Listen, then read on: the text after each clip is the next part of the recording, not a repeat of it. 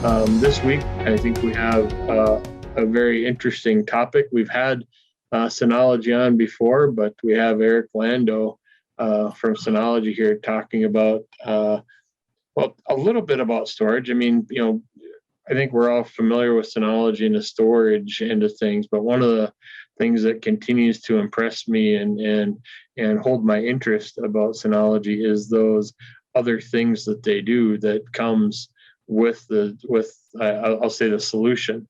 There's a lot of capabilities there and a lot of things that people maybe aren't familiar with that really make it a great value add and an interesting solution in a lot of ways.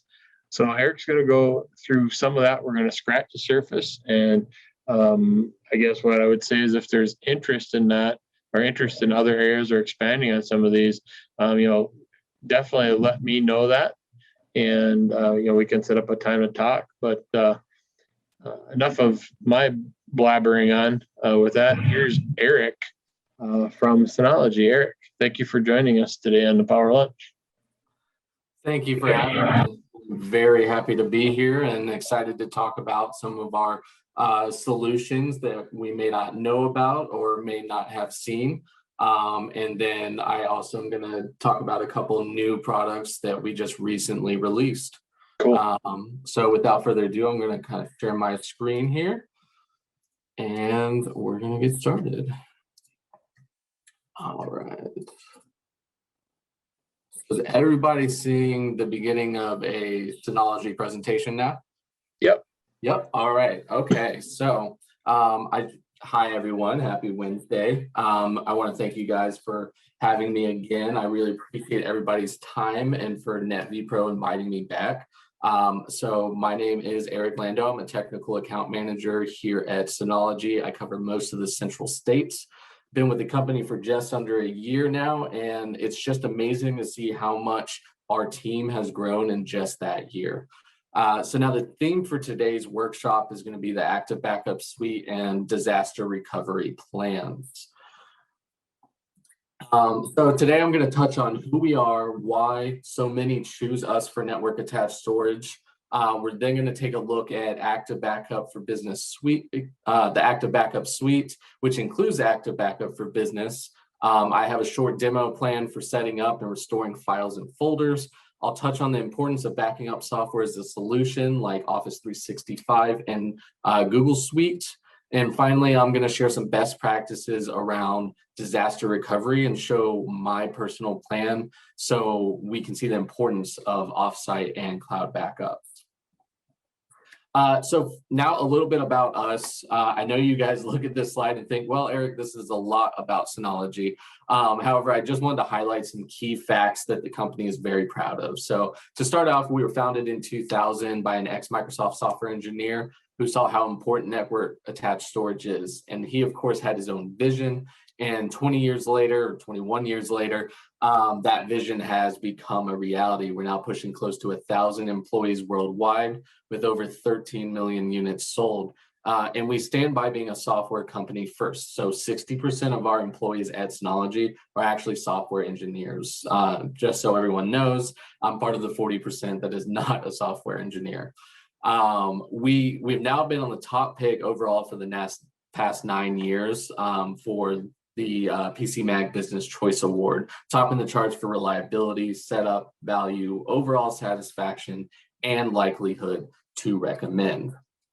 Now, Synology has made identifying our devices very quick and easy. This is just a quick overview I like to show because it's kind of a wow moment. So the first set of letters is going to signify the type of form factor the NAS is followed. The NAS is, so rack station, disk station, followed by the last set of numbers to show the year that that particular model was released. So as you can see here, this is the RS3621R PXS, which means it's a rack station unit from our performance series that has redundant power and the capacity to support up to 36 bays that was released in 2021. This way you can just quick glance at any of our products and kind of have an idea what it is. So let's start with Active Backup Suite. Now, the Active Backup suite, you have a few applications. You have Active Backup for Business, which I sometimes may call ABB. You have Active Backup for G Suite, and you also have Active Backup for Office 365. With our release of DSM 7.0, you might see Active Backup for Google Workspace. The name changed, but it's still the same application. Now, these applications are all completely license-free and allow for unlimited backups based on the NAS that you have and the storage you have available.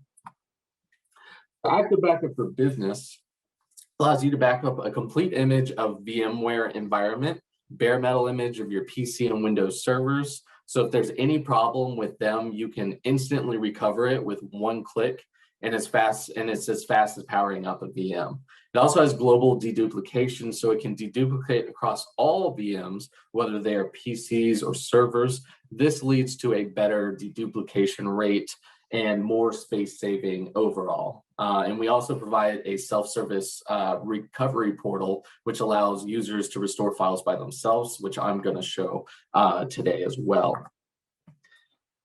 Now, Active Backup for Office 365 will back up Microsoft Team data if it's stored in OneDrive for Business. It'll back up Exchange data, including personal, shared, and archive mailboxes, along with their folders, folder structures, and attachments. It will also back up SharePoint Online Plus that will include site collections, documents, libraries, and lists.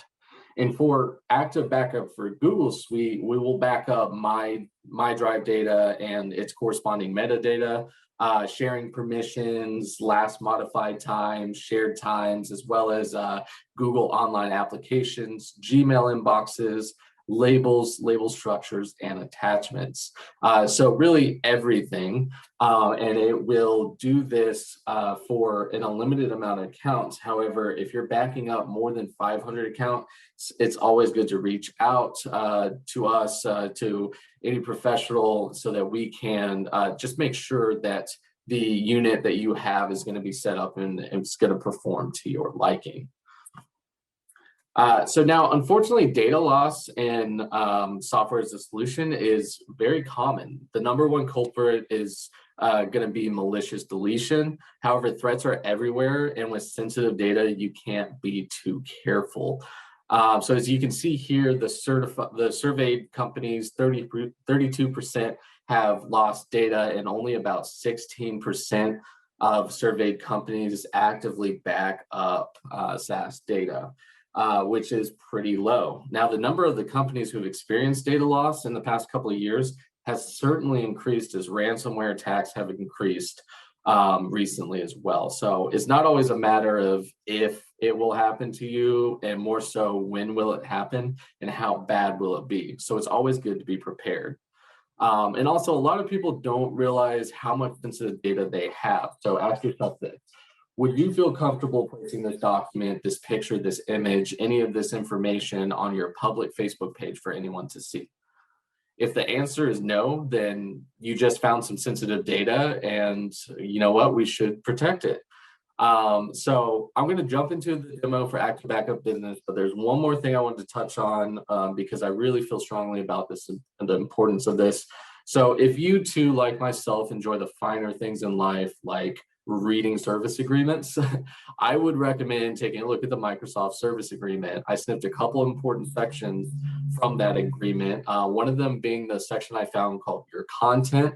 Now, if you look at this, they make a point to say we don't claim ownership of your content. Your content is yours, it remains your content, and you are responsible for it. If we take a look at this other snip that diving deeper into this wonderful read of the service agreement, I found that in this last sentence on this paragraph, we recommend that you regularly back up your content and data that you store on services or store using third-party applications and services. So they are quite literally telling you that you should be backing up the data, their data, with third-party applications. So let's jump into. Hey, Eric, can I interrupt you for a quick second? Yeah, absolutely. We did have a question on that malicious deletion line item you listed there. Is that from inside an organization? So maybe just from an employee, or what does that shake out as? So malicious deletion can be several different things, mainly, and people would be, some people are surprised that's internal is the most common. Disgruntled employee, someone that has access to it and gets fired and leaves. That happens actually a lot more than people realize, insider threats. I do believe that's it. I think they also have just malicious deletion is going to cover ransomware or anything like that as well. Let's see. So I'm going to switch up and in this slideshow for just a second so that we can see my screen. All right, so right now what you're seeing, what I'm going to show you is kind of just how easy it is to set up a task in Active Backup for Business and restoring a file as a user. So I have two NAS up here. I've got my on-site and my off-site. This one I named Lando after myself, and then Eureka after one of my favorite shows. Not sure if anyone's ever seen that show, but I love it. So I have this one at my father's house for offsite backups. Now we'll get into that a little bit later, but first I just wanted to show you. So the first thing you would have to do is you do have to go into Package Center and download Active Backup for Business. It is an included application, but it is in there. And I'm going to show you how I have mine set up. So when you first open it, you'll have your overview. I got my protected devices, my backup calendar, last backup time. Clearly, I only do manual backups, and I don't have a schedule set up for them because that would be shown here. I have two PCs connected. I've got my personal home PC and my work PC. We're going to be doing everything on my work PC today because that's what I'm currently using. So what we're going to mimic right now is, so I've already added the device, and to add a device for a Windows device, it's very simple. You just install the agent, and once it's installed on that Windows device, it will automatically be populated here. It won't have any task created. That is what we would be doing. So now we've created the task, we've gone through all of that. So what's going to happen? So I'm going to minimize here, and you guys can see I am going to find a document, an important document, and I'm going to delete it on purpose. So what I'm going to do is I'm going to go into my computer. I'm going to go to my user, go to documents, and actually I'm going to go to desktop, this folder, and this is the culprit. This is the very important file that I am now going to delete. So normally you delete a file on your computer, it's on your recycle bin, and you're like, okay, I can just hit restore, but I've also emptied my recycle bin just like that. So now this is permanently deleted from my computer. So this is how easy it is. So I'm going to go back into my NAS, and I am going to go into PC and select my home PC and hit restore. It's going to give me two options: file or folder restore or entire device. I don't need to do the entire device, so I'm just going to select file and folder. And what that's going to do is take me to Active Backup for Business portal. This will allow me to navigate my backup as if I am on the PC itself. So I'm going to go into there. I'm going to go into my volume. I'm going to find the user folder. I'm going to find myself. And then I'm going to go into desktop, open up the folder, and there it is. There is the document that I need. I'm simply going to hit restore, and I'm going to try to do it fast enough, but it's probably faster than me. Restore, hit OK. It's going to go to that same source destination, but I can change that destination if I want. Hit OK, and then when I minimize this, maybe we'll get a chance to see, yep, it pops right back up, and I'm ready to go using this. So that's how easy it is to recover a folder using Active Backup for Business, a file or folder. Now, what I will say, and what we're going to talk about in just a second, because I'm going to switch back to the presentation, is that that's fine and dandy. Now that if something happened to my laptop, if something, a folder or file got deleted, then I can use my NAS to restore and everything's good. But what if a tornado takes out my house?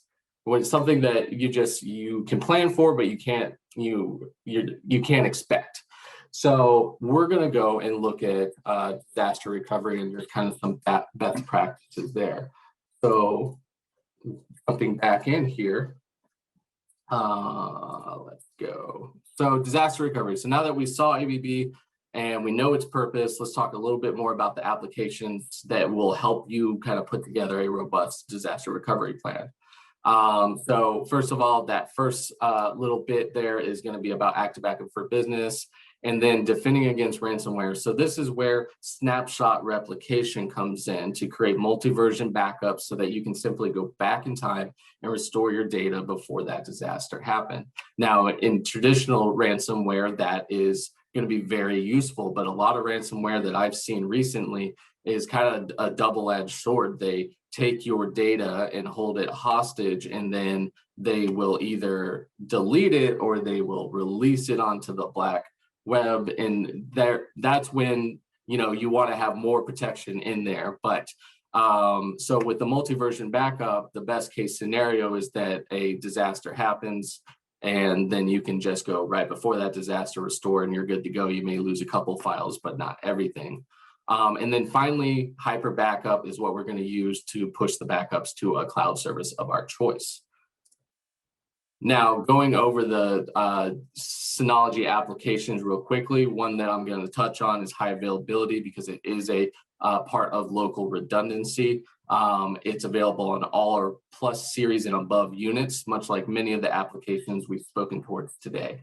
So this application lets you easily set up two identical NAS devices, one as an active server, another as a passive server. This is a great option to maximize service uptime with reliable failover for local redundancy. So for offsite redundancy, you're able to take snapshots as often as every 5 minutes with snapshot replication. You can take these snapshots of shared folders or iSCSI LUNs. Then you're able to replicate the snapshots to an offsite Synology NAS. In the event of a disaster or human errors, you're able to restore data instantly from several points in time. And then lastly, with hyper backup, we can use it for multi-version backup as well. It does allow you to back up your entire NAS configuration and data to a local or offsite NAS, or even to a public cloud service or an rsync compatible server, even external hard drive. So let's take a look at this map. So now on the left of my screen, you'll see your endpoints. These may be the physical computers, physical servers, or virtual machines that you have. They're being backed up by the active server using active backup for business. And then the backup is automatically copied to the passive server via the heartbeat connection. This is your local redundancy right there. So now that I mentioned in the previous slide, then an HA cluster will most commonly be configured when the server's in a production environment. So this plan may look a little bit different if you're using your NAS as a backup target only. It will be showing you, and I'm going to be showing you in the next little short demo what that looks like. Now, you have your data on two servers, which is great. However, they're physically connected. So if a disaster was to occur, the likelihood of both units being destroyed is higher. So we will want to choose a location offsite to place another NAS. To make this simpler, since a lot of small, medium businesses do not have multiple locations to utilize, let's say the owner of the business puts a NAS at his home. And if you're not worried about production uptime, this unit can be anything, a unit that will just support enough storage to store your backups. Or if you would like to have the ability to continue production on that unit, if a disaster did occur, then it would be advised to spec that unit out as to be as powerful as your on-site unit, or close enough so that you can temporarily run things. And then we would use snapshot replication to replicate shared folders to the offsite NAS, or to use hyper backup on the offsite NAS to push those replicated shared folders to our Synology C2 account. So let's take a look at what that looks like and how I have my plan set up so that I don't lose any of my data. So I'm going to go back into here and open up snapshot replication. So snapshot replication right here is going to show me that I have a few recent snapshots taken 25 minutes and 8 hours ago. If I go down into snapshots, it's going to show me all my shared folders and what I have protected and what I don't have protected. And then you can see here my Lando home and my test demo are replicated. Now, Lando home, that's my backup, my active backup for business for my personal stuff, and my test demo is for my work laptop. If I go into replication here, you can see that I have, it's successful and healthy, replicated to Eureka, which is my offsite NAS, and it tells me the folder that it's replicated to. So what I want to do now is I want to go to my offsite NAS, log in with my credentials, and double check just to make sure. So I'm going to open up Snapshot Replication on this NAS. I'm going to go down to replication, and sure enough, they are both here, and they tell me where they're being replicated from and what folders are being replicated. So from here, let's say something happened to my on-site NAS, something happened to my laptop. Now all I have is this NAS that has these backups. What do I do? So what we have to do at this point is we would fail over. Now with these, they're healthy.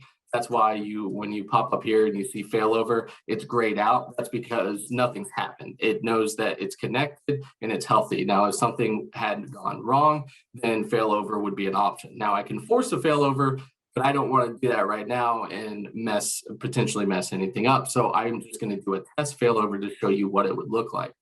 So test failover is going to look exactly like a real failover, but you're just not actually going to be able to restore anything. So test failover is going to create a clone of the replicated data. And if the connection is healthy, it should process for just a second, and then it will go to healthy. So now from there, since I've got that set up, I've got that replicated, I can go into active backup for business now and go to storage. And what I'm going to want to do is I'm going to want to relink the active backup for business task. So if I hit relink up here, it's going to show me the shared folders. Now, the reason that these say read only is because everything's fine. If I had failed over, if we had an issue and failed over, then these would not be read only and I'd be able to select them to relink. But that's why we did the test. So I did the test. I'm going to hit relink and restore. And what it's going to do is now going to relink the task to active backup for business on this NAS so that I can do what I did with the previous one, which is going to active backup for business portal, and all of my data from that task is now here and I'm able to navigate through it so I can either restore files or restore entire devices. So that's great. Now I know that on my offsite NAS, all of my information is there and I am safe and secure. But what if 20 miles, my dad's house is what, 20 miles from me? What if a volcano or a tornado or some natural disaster happened? It might take that one out too. So I'm being extra cautious here and I'm thinking about my data and how important it is to me. So the next thing that I'm going to want to do is going to go to hyper backup and use hyper backup to send all of this information that I have replicated from my original NAS to my C2 account, which is very simple. And all I have to do to set up the task, which I already have set up here, is to select Synology C2 as the destination and log into my account, and it will do everything else for me. And restoring is just as simple. So say all of your stuff, your on-site computer, your on-site NAS, your off-site NAS, everything's destroyed. All you have now is this cloud backup. So you bought a new NAS, you set it up, you opened up hyper backup. All you have to do at this point is hit this restore option, restore from existing repositories, select Synology C2 storage, and then it is going to log you into your account if you're not already logged in. And it will then allow you to grant access to your NAS and then restore from the directories that were created from the task that you did. So I'm going to just quickly allow just so that you can see. And it's going to load for a second, and I should have a few recovery options here because I've sent a couple backups to there. So I would just choose the latest repository and restore from there, and then it would restore all of my information all of my application configurations to my new NAS so that I can then continue rebuilding my plan. So those are the three applications that I really wanted to highlight, and I really wanted to highlight the importance of this disaster recovery, because I've seen people lose, losing data can be the end of a business, even if it's just, it really doesn't matter what the data is. If you lost all your customers' data, then it can be detrimental to your business. So it's definitely important to have these plans in place. Now, I did want to touch on something that is new to Synology. So I'm going to go back to here. So these two applications, they're very exciting. Synology C2 is not going anywhere soon. We are growing and building this program out. So right now we have C2 Backup. Now this agent allows you to download directly to your Windows PC, and it will perform a full system backup, incremental backups, and has customizable backup schedules based on daily, weekly, or event triggered like startup or logout options. So that's one of the coolest things. I haven't done my personal testing on this. It's only been out for about a week and a half now. We do have free trial available. I think it's 90 days long to utilize this. And what's really cool is that this will allow you to download the agent directly to your PC and do a backup straight to the cloud. So this is going to be straight to your C2 cloud. It's going to allow you to recover bare metal images or file level, just like you would on your NAS. And this is introducing our application to even more people who maybe don't have the NAS in their house, but they still want to use Synology solutions. So is that more of a consumer type? Yeah, product, that's what I would say prosumer, Yeah, it's getting there. It is definitely something that I personally like, because not everyone, like I've been trying to get my father to back up his data, and he didn't want to invest. And I was waiting for something like this so that he at least had some backups. So would this apply for somebody, let's say, for example, you have someone who maybe is a smaller photography business and they don't feel comfortable, or they don't want to go out and buy network attached storage, but they want something they could run this, because those are large files, but they could run the backup after hours and have cloud storage after hours available to them with a tool like this? Exactly. And I think the coolest thing about it is the fact that it can be triggered by an action. So whenever I log off my computer at the end of the night, I know that C2 Backup is now working on backing up everything that I did that day. Is it a list of definable actions? So let's say, for example, that the photographer, they have this, some kind of an external drive, they back up to that. But the kickoff of that backup, could that trigger the cloud backup too? So right now there's not customizable configurations, but that is definitely in the works. We just have kind of set configurations. I believe it's startup, log out. A lot of times those backups, you can set it to restart after the backup. So if you set it restart after the backup, it could trigger on it. That's a neat product. That's a neat deal. Yeah, I'm doing some more personal testing on that so that I can have more educated conversations on it, because it still is very new. But it's I'm out there now so far. It is out there now. Yeah, if you go to our website, you can try it for free. As long as you sign up before the end of the year, I believe we're doing 90 days for free. And then I think pricing is on the website as well for that. We haven't fully built that out. Now we are going to be adding Mac. This is just for Windows devices right now. Mac is going to be coming down the road. Now with C2 Password is a password manager. It allows you to generate, store, and autofill passwords to enjoy a seamless experience, So C2 will assist you with your logins. It'll sync between multiple devices. So credentials are always on hand, help you secure items like credit card numbers and bank information, as well as a password generator that will create strong passwords or optimize the ones you already have. After I went to a security conference with Synology a couple weeks ago, and one of the speakers was a cybersecurity company, and they made me realize how bad my password creation is. You know, most people, they find a password they're comfortable with and they use it everywhere. So this was kind of a godsend for me because I need something like this because otherwise I'll never remember my passwords.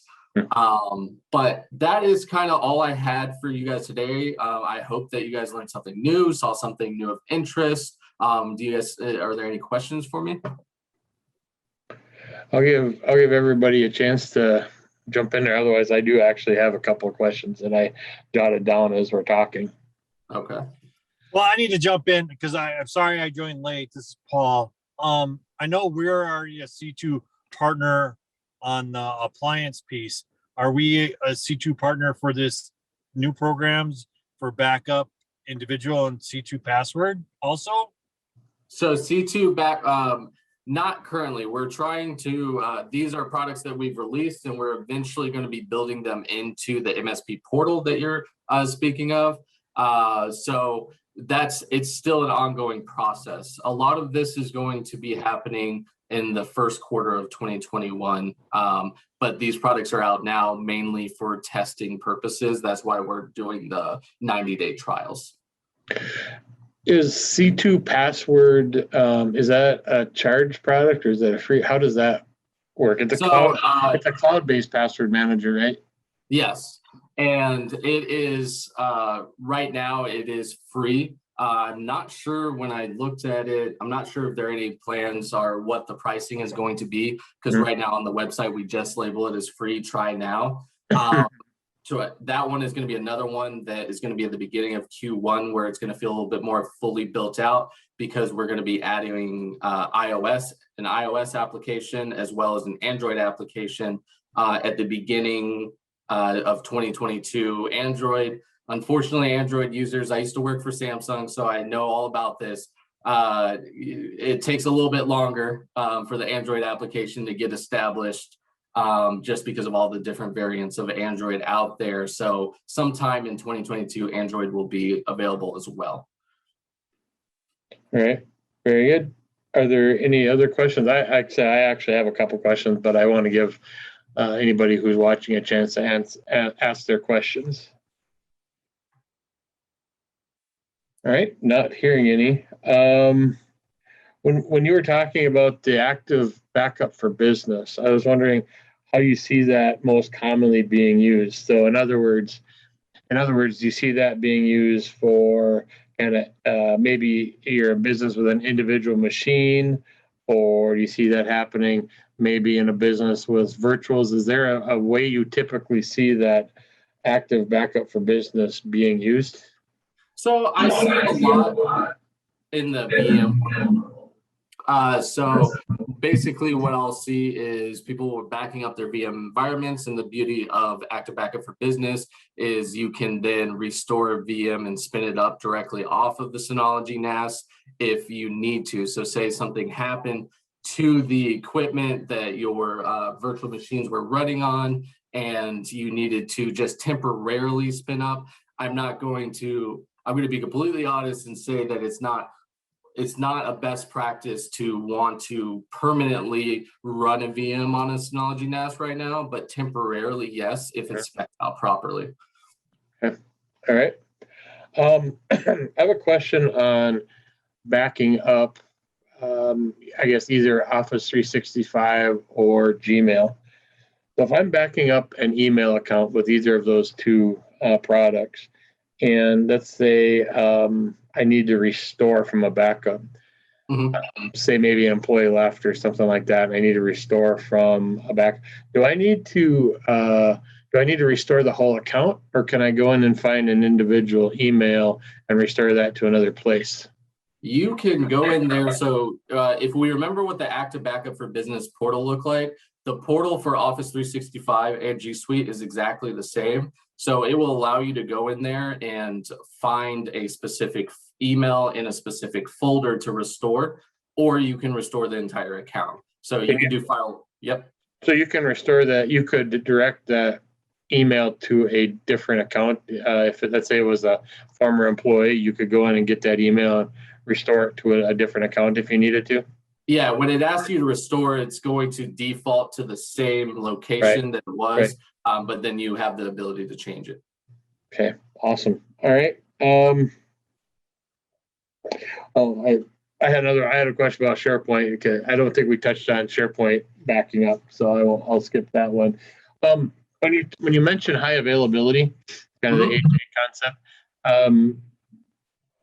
I guess so. What does high availability mean to Synology? Is that dual power, dual NIC, or what does that mean from a device? High availability is going to be essentially like having a active passive dual controller unit, but not having that. So basically, anything, even if it's a desktop mount unit, as long as you have identical units, they'll be connected with a heartbeat connection. And what that's going to be for is everything that the active server is doing is being actively copied to the passive. So that was that. So that was represented in that image that you had with the active box and the passive with that's a heartbeat connection. Yeah. Right. Heartbeat connection. Yeah. And that, to give everybody an idea, in a production environment, uptime is obviously the most important. So that transition from failing over, something happens to the active server, failing over to the passive, typically is about 30 seconds or less. So you usually wouldn't even, if you're not the IT admin for that business, you're just an employee there, you probably will not even notice that something happened unless you happen to be loading a page at the exact same time that the failover happens. Okay, cool. I guess another question I have, and we can wrap it up with this one, that is, if people want more information, even if they might already be a Synology customer in one way, shape, or form, and are looking to expand it or change it somewhat, can they get a hold of somebody like NetV Pro and get a resource such as yourself or someone on your team to provide them with more information? So, for example, if people heard things here today that are interesting to them and they want to do a little bit of a deeper dive, what's the best way for them to do that? Absolutely. Education is very important to me, and I do a lot of one-on-one training. So because NetV Pro is a strategic partner of ours, whenever a client will want to reach out to NetV Pro, say, hey, I really want to learn more about this specific program, you can contact me and we'll set something up for all three of us to get on a call, and we'll do very much what we're doing now, just conversation. I'll prepare something to present. We'll have questions.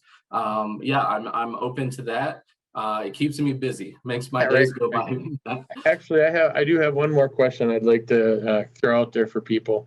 I think that one of the things that excites me about having these conversations is helping people think of using technology in a new way that maybe they haven't contemplated before. And Synology's done a good job with bringing some kind of cool features to market and those types of things. What is the upward limit for Synology as far as storage go? I know people sometimes think, maybe it's a less than 10 terabyte or less than 20 terabyte type of solution. But I personally have a couple of large installations, but I was wondering what the upper limit is for a Synology system. Well, so let's take money out of the equation. Yeah, money being no object. Money being no object. I'm actually working on a deployment right now with a customer. Our FS6400, which is our flash station unit, supports a petabyte of storage. And our SA series, if spec'd out properly, I believe we're up to a petabyte and a half of storage. So mainly nobody really needs. I haven't had that issue where anybody's like, man, I needed 2 petabytes. You guys aren't the solution, but up there. But volumes are something to keep in mind as well. If you look at, if you're interested in any of our models and you go to our website, you'll want to check out the description and the specifications for the model, because some can only support like 108 volume single volume size or a 200 terabyte single volume size, and there's some specifications that you need to build out that unit in order to hit those single volume numbers. Right. Well, I mean, I know NetV Pro has done a 1 petabyte unit ourselves. Yeah. So I mean that's a monster. So I It's just definitely. yeah, that's a lot of pictures. Yeah, that is a lot of pictures. But believe me, we have me and my wife have a 6-month-old baby girl. So I think we might be able to achieve Yeah, you that. might feel that. I on my iPhone, I keep on getting storage is full, and I was like, I always laughed at people who Yeah. had storage that was full, but now I get it now.